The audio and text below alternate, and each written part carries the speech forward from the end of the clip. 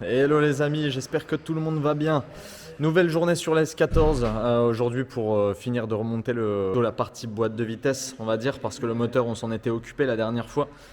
Aujourd'hui on a ramené tout ce qu'il fallait pour la remettre en route, de l'éthanol, de bonnes huiles. Là pour le moteur du coup on a la 1060 qui est juste là, on a ici le liquide de refroidissement qui va avec, on a aussi l'huile de direction assistée parce que là l'huile de direction assistée il n'y en a plus du tout, on est à sec, on l'avait vidé la dernière fois pour sortir le moteur. Le moteur lui il a été vidangé donc c'est pareil, d'ailleurs il faut que j'y pense mais avant de mettre de l'huile dedans, il y a le petit bouchon d'huile aimanté qu'il va falloir mettre aussi en place. Une fois qu'on aura fait tout ça, avec donc du coup le remontage de la tringlerie, de boîte de vitesse, du flector, donc de la transmission et aussi du récepteur d'embrayage, on va pouvoir mettre tous les fluides, mettre en route la voiture, la mettre en chauffe. On va pouvoir faire une petite purge de la direction assistée et du circuit de refroidissement aussi.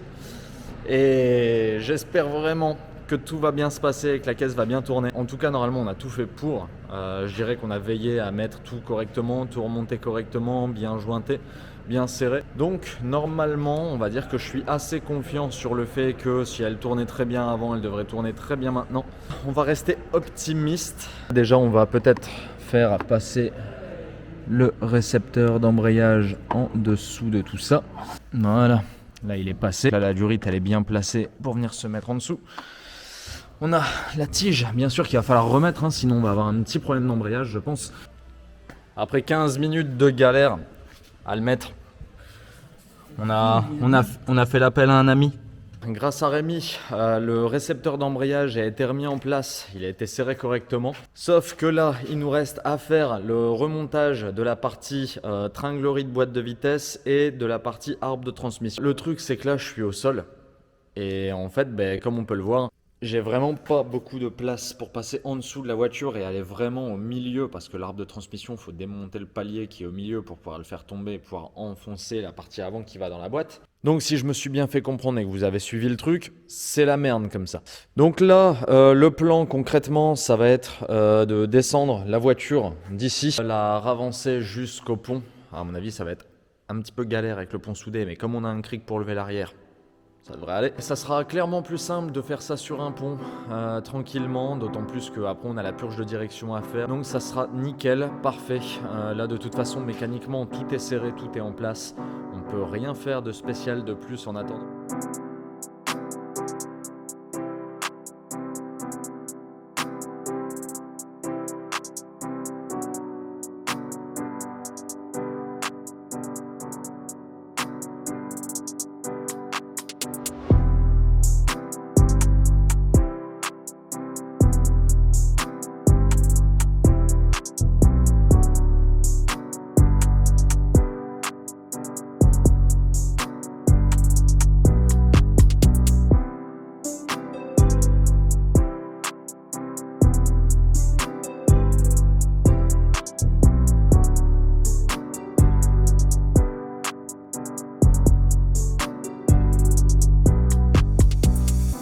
Et voilà, l'arbre de transmission en place, flector lui aussi en place. Les supports de boîte, tout ça, c'était déjà serré. On a le récepteur d'embrayage qui a été mis en place aussi. Donc là maintenant, ce qu'on va faire pour terminer, c'est qu'on va attacher les petits trucs comme ça ou comme ça qui sont un petit peu mobiles, qui étaient attachés, qu'on a dû décrocher. Tiens, un petit colson en moins là. Et après, ça va être le moment de la mettre en route. Alors pour la mettre en route, on va mettre les huiles, tout ce qu'il faut dedans. Alors je dois dire que j'ai hâte de l'entendre tourner, ça va faire plaisir depuis le temps qu'on ne l'a pas entendu. Donc on va la descendre du pont, attacher ses conneries et on va la mettre en route.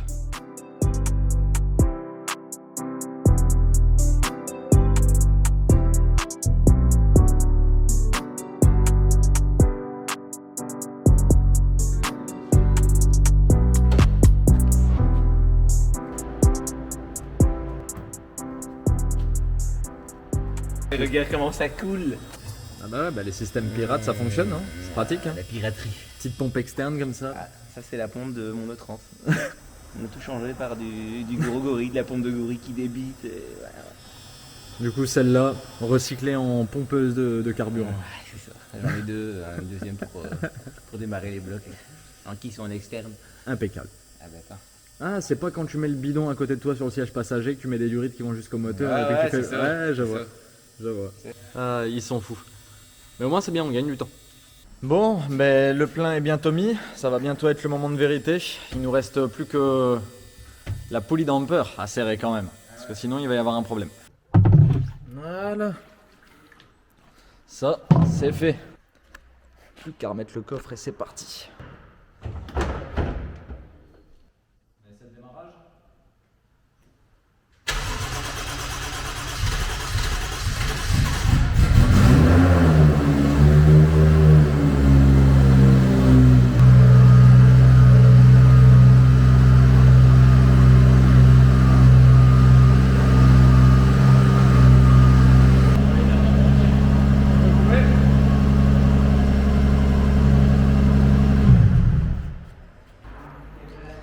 Bon, ben du coup, la caisse tourne, pas de souci, elle a bien démarré, plutôt bien démarré même, étonnamment. J'aurais pas pensé qu'elle démarrait aussi facilement. Donc ça, c'est plutôt cool. On n'a pas forcément de fuite d'huile en dessous. En tout cas, je vois rien qui craigne. Par contre, là-bas, je vois une petite perte, mais à mon avis, ça doit être l'échappement. Donc rien de très grave, sûrement la condensation. Et le seul problème qu'on a, c'est que les ventilateurs ne déclenchent pas, et c'est parce que tout simplement, je me suis trompé sur un petit branchement là-bas. Parce qu'il en fallait forcément. Du coup, ce qu'on va faire, c'est qu'on va défaire ce branchement, le remettre correctement, et puis on va pouvoir aller l'essayer.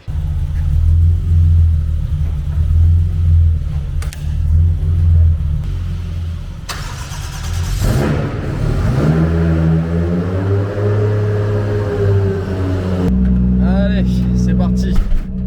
Petit essai des familles avec le Rémi. Première fois dedans, toi, du coup, en marche. Ouais. En espérant que tout se passe bien. Hein. Là, pour l'instant, tout tourne bien. La voiture tourne rond. Les températures sont bonnes. On a toutes les valeurs. Les ventilateurs déclenchent. Donc, j'ai envie de dire, il n'y a plus qu'à aller faire ce petit bref essai pour s'assurer que tout est bon. Et normalement, je pense qu'on devrait être pas mal pour les BDG.